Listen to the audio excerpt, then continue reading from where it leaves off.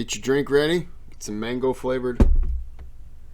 I'm out of ice, so, you know.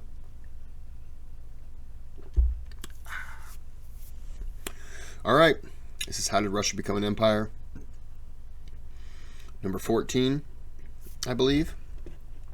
And we're going to go from here to there.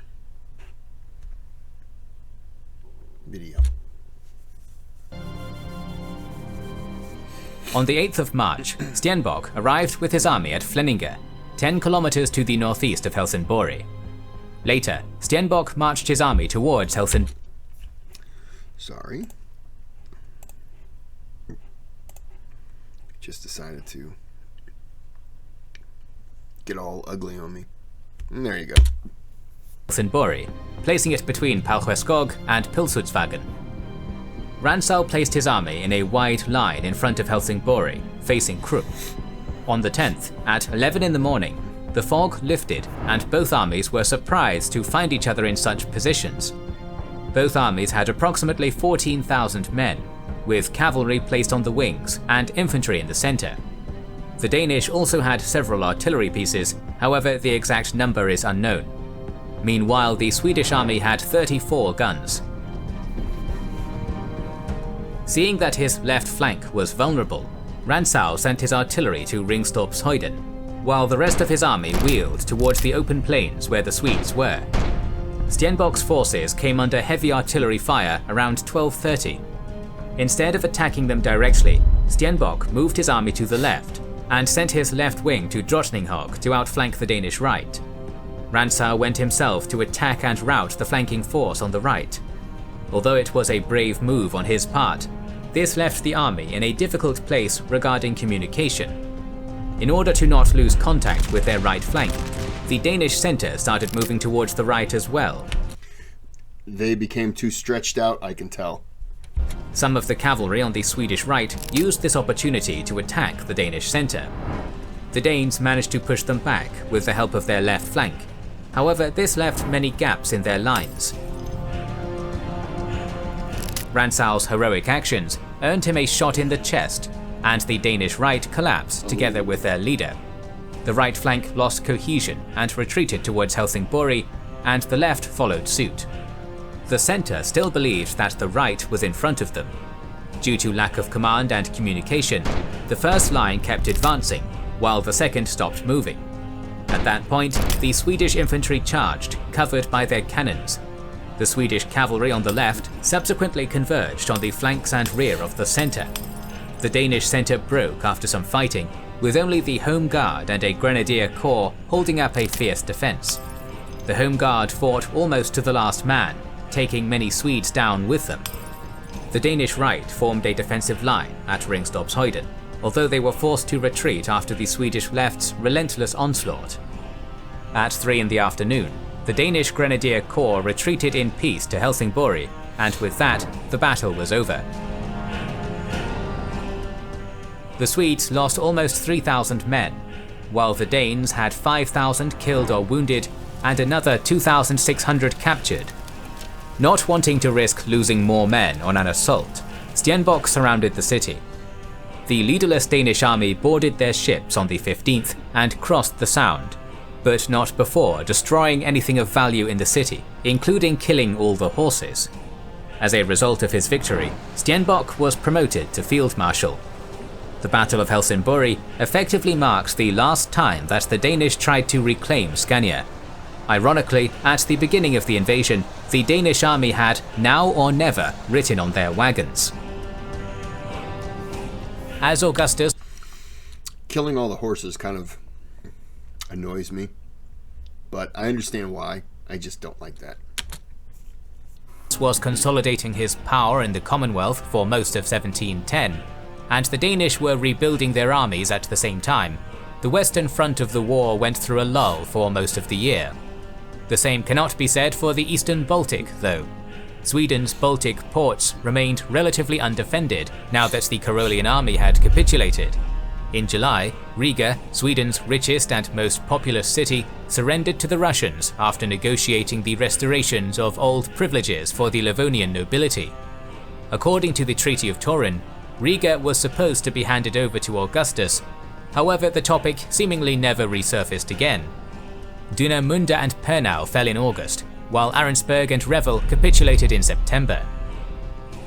The natural next move for Peter would have been towards Karelia and Finland. The Tsar already tried to take Viborg in 1706, however he was unable to do so because of a lack of supplies and proper artillery. With the war now going in his favour, he endeavoured to try again. In January 1710, Russian raiding parties started pillaging the countryside near Viborg. In February, the new garrison commander, Magnus Hoanstrael, received word that a large army was gathering at St. Petersburg and Kotlin. He asked his superior, Yuri Liebecker, for more reinforcements. The incompetent governor was seemingly not interested in fighting the Russians or fortifying Viborg, as he only sent a few hundred men, keeping the rest to reinforce the forts of Kexholm and Nislot, modern-day Savonlinna. In fact, Liebecker left the city just a few days before the Russians arrived. In total, the garrison numbered around 3,500, with 10 to 15 cannons, while the Russians arrived with 13,000 men.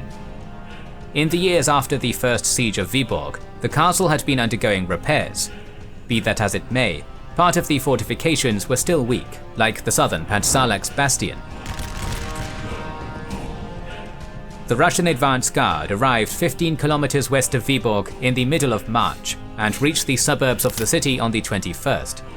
There they clashed with two Swedish regiments. The Swedes retreated to the city afterwards, but not before burning the grain stores. The Russian army immediately started preparing the siege works. Digging trenches proved to be a strenuous and time-consuming task, as the ground was stony and still frozen. Nevertheless, by the end of the month, they would start digging trenches on the eastern side of the fort too. On the 1st of April, the Russian artillery corps started bombarding Viborg. Man, it's a nice area, like for a town, you know, and to be fortified, it's a really good position.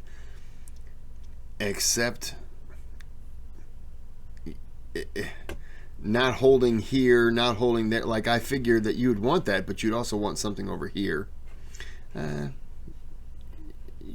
And you'd certainly want something over here to kind of, especially here, to fortify. So if anybody was going to, I don't know what all's up in here, but if anybody was going to try to come through here, man, you could hit them from both sides.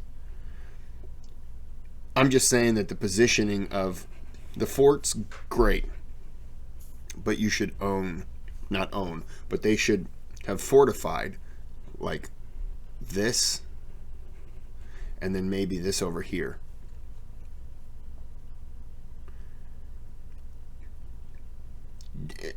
And I'm only saying that just because as a protection, like as a barrier, to have a lot of forts along the way to really kind of.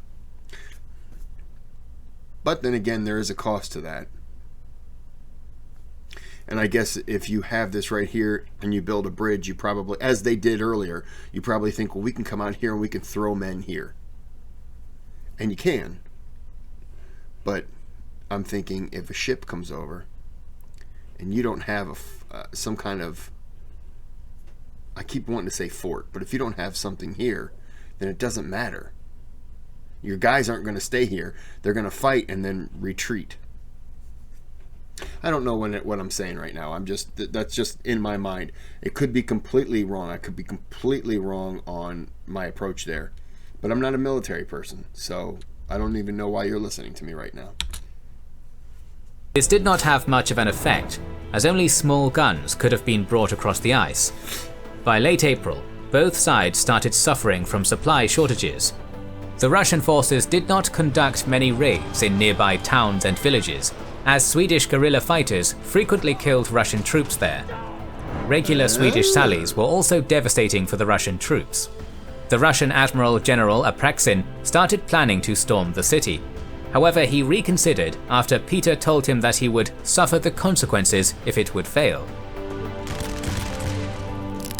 The siege continued without any major events until the beginning of May. On the 6th, a Swedish sally killed hundreds of Russian soldiers and Swedish Sally. Am I hearing that right? I'm guessing that's a unit. Has to be. I don't think they have a bunch of men named Sally. They're just like, hey, go out there. Set fire to a part of their gunpowder stores. The fort's cannons also managed to destroy or disable several Russian guns. With the ice and snow now melting, the Russians could afford to bring more troops and supplies for the siege. Liebecker asked for aid from the Swedish Navy, as only they could save Viborg if the Russians brought their full force. Relieving Viborg was not a priority for the Swedish Navy. In contrast, on the 11th of May, when Peter received Apraksin's letter that they only had a few days' worth of food left, he immediately set sail for Viborg through the still ice-covered sea. The ships arrived on the 20th, bringing the Russian besiegers precious food and another 100 guns.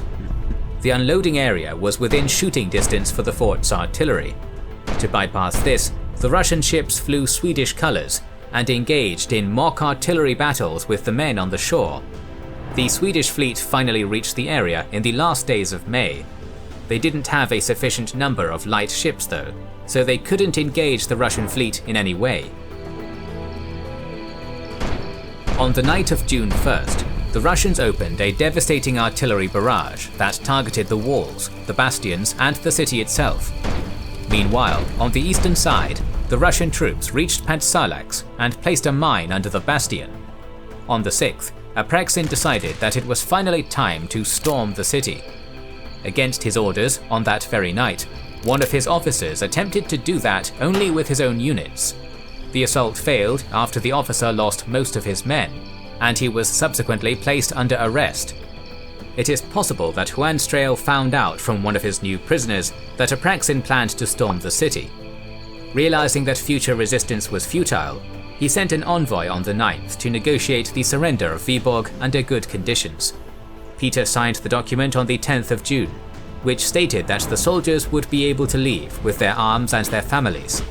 Peter did not keep that promise, and all of the defenders became prisoners of war. Oh, wow. With this, Peter had finally It's kind of a dick move. achieved one of his main personal goals, to form a powerful defensive corridor around his capital, St. Petersburg. The Russians led several offensives into Finland during the next 2 years. However, due to logistical issues, they were unsuccessful. No sooner had Charles taken refuge in the Ottoman Empire, Peter had begun sending letters to the Sultan requesting the Swedish king's extradition. These letters became increasingly threatening as the months passed, much to the annoyance of Ahmed. Taking the last of Peter's letters as a personal insult, the Sultan declared war on Russia in October of 1710. The Tsar was still under the impression of his victory at Poltava, and this prompted him to enter the war with a much smaller army than the Ottoman one, relying only on the support of Moldavia and Wallachia. This war, known as the Pruth Campaign, ended in a swift defeat for the Russians, with Peter himself only avoiding being captured due to the incompetence of the Ottoman Grand Vizier. The subsequent Pruth Treaty stipulated, among other things, that Peter would allow Charles free passage to Sweden. Charles would not use that right, however, instead choosing to remain in the Ottoman Empire to try and persuade the Sultan to attack Russia again. In 1711, the Allied forces began a massive offensive into Swedish Pomerania, besieging the fortresses of Stralsund, Stettin and Wismar. But since the armies were more interested in raiding the countryside, the sieges were not effective. Additionally, disagreements between the commanders and a lack of siege artillery ensured that nothing of note would be achieved. In September, Stenbock landed on the island of Rügen with a large army. Alarmed at the prospect of facing a strong Swedish army, the Allied forces retreated from Stralsund and Stettin. As the Allies were insufficiently strong to take such well-garrisoned cities, they remained content with sporadic raids on smaller settlements.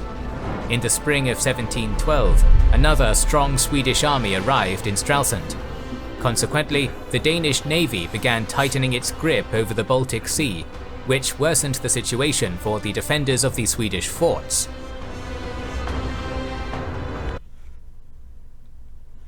Okay. I was just This about right to here pause is it. legal. Best part, It's available in all 50 states. And it comes right to your front door. You just can't be. If I want it, I'll go to you. Stenbock knew that Stralsund would not. I'm going to stop this here because it's just about there. But I'm going to... we've knocked this one out. On the next video that I do of this, today's the 1st of December. So it's Advent calendar time. I got to go get my beer. What am I doing drinking rum? I got to go get a beer. All right, well, I'm going to end this here. Like and subscribe, or Booty Time Champion Squad. I don't know what that means.